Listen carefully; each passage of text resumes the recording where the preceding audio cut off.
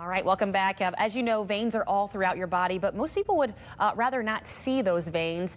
We were just talking in the commercial break. This is Dr. Tom Egan from Brookwood Baptist Medical Center about good veins versus not bad, but maybe abnormal veins. And can you kind of explain the two to people, if you will? Well, Kelsey, you know, a lot of stuff that we get comes from our parents. And so venous disease, bad veins, can be genetically inherited.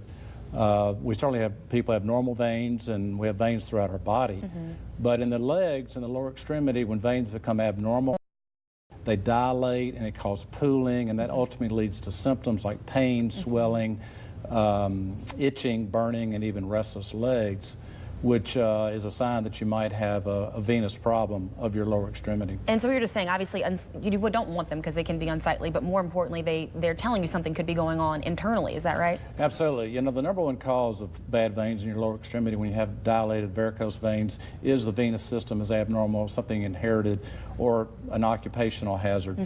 But there also could be a sign of something else, something of your major organs, your heart, your kidneys, your liver may be abnormal as well, where you have signs of swelling, engorged veins of the lower extremity.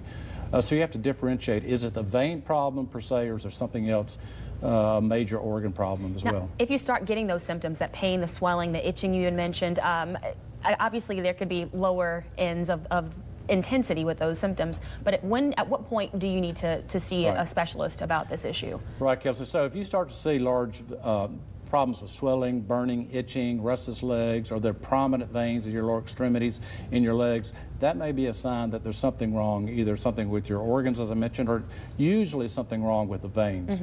And ultimately, if you let that go untreated, that can lead to skin changes, a lot of swelling, staining of the skin, even ulceration, breakdown of the skin, and even can lead to blood clots and then, you know, severe infections. Right, and then other problems from there. And then other problems from there, obviously. So if you do, when you do go in for treatment, what are some of the treatment options available to patients now? Well, nowadays there's a number of non-invasive treatments. The first treatment you want to do is that we treat people with conservatively is walking, elevation, exercise. If you have a bad habit, such as you're sitting all day like we're doing here, or in a car all day, you need to get up, move around, get that blood flowing.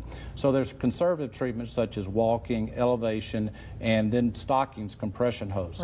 If you still have symptoms, large prominent varicose veins, pain, swelling, burning, itching, and restless legs, then you might need a treatment. And there are a number of new treatments available. Some are with some of these injectable detergents, but also either heat or cold ablation, where we close the veins either through a heat mechanism or a cold mechanism with a glue-like material that closes these veins and allows the blood to circulate better in your lower legs. So if people are at home and they're watching this and they have this issue or know someone who has this issue and they want to ask more questions about it, how can they contact your office? Well, our office is 510-5000 at Cardiovascular Associates. I certainly think if you think you might have venous insufficiency or problems with your veins, you need to contact someone that's a venous specialist. And do so immediately.